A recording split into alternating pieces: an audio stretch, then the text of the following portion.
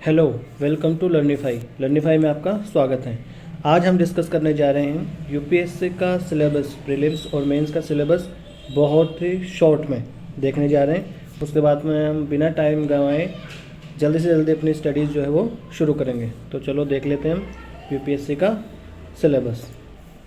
तो प्रीलिम्स में अपने पास दो पेपर होते हैं, एक होता है जीएस का और एक सी सेट का होता है, ये आपको पता ही है। तो जीएस जो है उसका सिलेबस क्या होता है ये देख लेते हैं।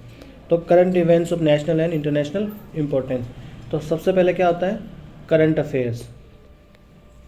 करंट अफेयर्स किसकी, इंडिया की, साथ ही साथ वर्ल्ड की जितनी भी इम्पोर्टेंट जो है अपने सिलेबस से रिलेटेड करंट अफेयर्स होती है वो हमें इसमें पढ़नी होती हैं।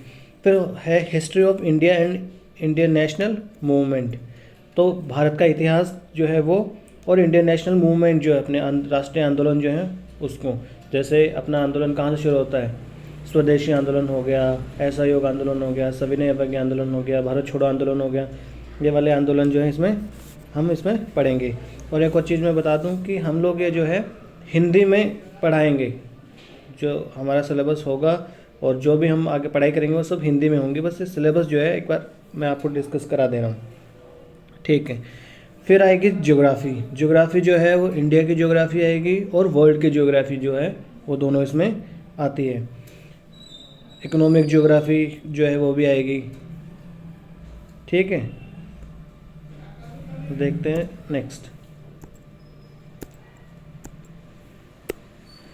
फिर है पॉलिटी।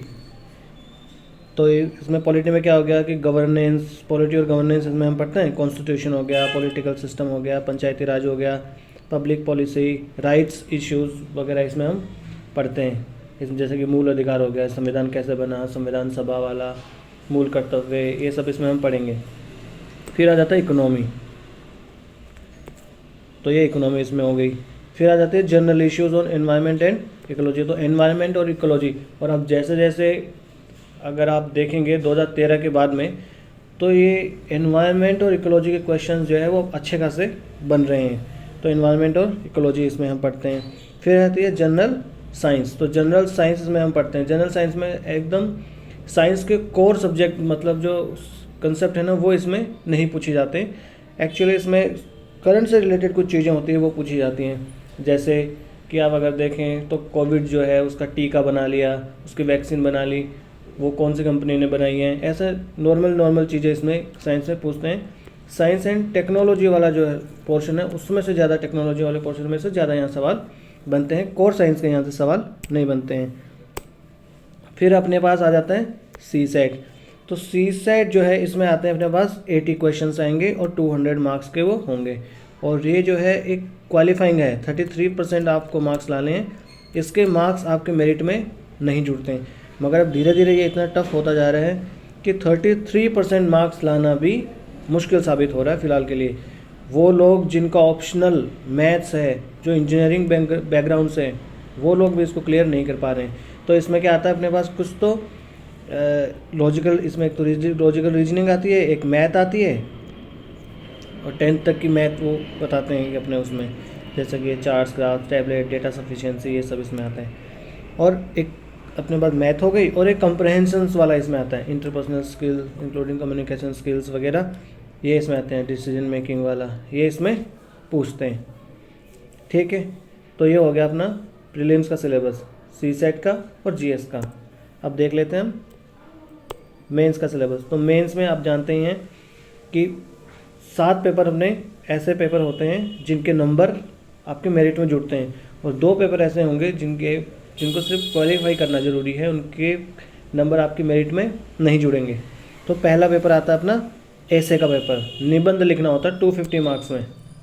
जो भी आप लैंग्वेज चुनेंगे उसमें वो आपको लिखना पड़ेगा, और इसमें अच्छा खासा सफिशिएंट टाइम मिलता है लिखने का मेरे हिसाब से। तो अगर आपके जीएस 1, 2, 3, 4 कंप्लीट है तो ये ऐसे राइटिंग जो है इस वाले पेपर में आप बहुत अच्छे से मार्क्स स्कोर कर सकते हैं। इसमें 2 तरीके के ऐसे पूछे जाते हैं, जिसमें 2 खंड होते हैं। एक वाला जो होगा वो सोशल और पॉलिटिकल इश्यूज जो होंगे उनसे रिलेटेड होता है, और एक क्या होगा, एक दार्शनिक बातों वाला एक ऐसे आता है, ठीक है। फिर आता है अपना GS1। GS1 में क्या आता है, ये अपने हिस्ट्री आएगी, कल्चर आएगी, ज्योग्राफी आएगा और सोसाइटी आएगा, ये सब इसमें आता है। फिर आता है अपने यहाँ GS2। GS2 में पॉलिटिक्स वाला इसमें आता है, polity, governance, constitution, social justice, international relation से रिलेटेड चीज़ें, वो इस GS2 में आते हैं। GS3 में अपने आते हैं technology, economic development, biodiversity, security and disaster management. तो डिजास्टर मैनेजमेंट वाला इसमें आता है, सिक्योरिटी वाला आता है, एनवायरनमेंट और इकोलॉजी वाला आता है इसमें, इकोनॉमी इसमें पूछी जाती है इकोनॉमिक डेवलपमेंट वाले में, ठीक है। फिर आता है अपने पास GS4। GS4 आता है एथिक्स वाला। एक मिनट में स्क्रीन जो है वो क्लियर कर लेता हूँ एक बार। तो अपने पास है फिर GS4, ये है एथिक्स वाला, नीति शास्त्र वाला। ये सब 250 मार्क्स के पेपर होते हैं। ये जो पेपर है ये सबसे ज़्यादा स्कोरिंग पेपर है। अगर आप अच्छे से इसकी पढ़ाई करते हो तो जितना टाइम आप GS1, GS2 और GS3 में देते हो अलग अलग, उतना ही टाइम अगर आप इसमें देते हो तो उनसे ज़्यादा मार्क्स इसमें आप स्कोर कर सकते हैं। फिर आपको एक ऑप्शनल चूज़ करना होता है और उस ऑप्शनल के 2 पेपर होते हैं। तो ये तो हो गया मेंस के 7 वो पेपर जिनके मार्क्स आपके मेरिट में जुड़ते हैं। 2 पेपर ऐसे होते हैं जिनके मार्क्स आपकी मेरिट में नहीं जुड़ेंगे, जो होते हैं लैंग्वेज वाले पेपर। तो एक तो हो गया इंग्लिश कंपलसरी, ये तो आपको देना ही देना है। फिर कोई भी एक इंडियन लैंग्वेज है अपनी पसंद की आप चूज़ कर सकते हैं, जैसे हिंदी हो गया, जैसे मैंने हिंदी चूज़ करी थी। और आप कोई भी कर सकते हैं, उड़िया, असमीज़, कन्नड़, तेलुगु, गुजराती, वो एक लैंग्वेज आपको एक चूज़ करनी पड़ेगी। और इसका पेपर होता है 300 मार्क्स का, और ये होता है सिर्फ क्वालिफाइंग। और ये क्वालिफाई करना ज़रूरी है। अगर ये क्वालिफाई नहीं हुआ तो आपकी बाकी मेंस की कॉपी चेक नहीं होगी। इसमें 75 मार्क्स आपको लाना होता है, इंग्लिश वाले में भी और हिंदी वाले में भी 75 मार्क्स आपको लाने पड़ेंगे। तो ये हो जाता है आराम से, कोई दिक्कत वाली बात नहीं है।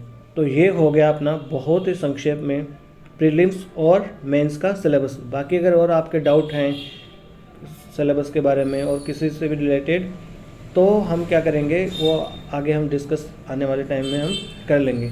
और ये जो PDF आपको मिलेगी अपना जो है लर्निफाई के नाम से ही अपना टेलीग्राम चैनल है, उस पर ये सब आपको मटेरियल जो है वो PDF के तौर पर वहाँ मिल जाएगा। और जो टेलीग्राम की लिंक है वो डिस्क्रिप्शन में है। ठीक है जी, नमस्ते।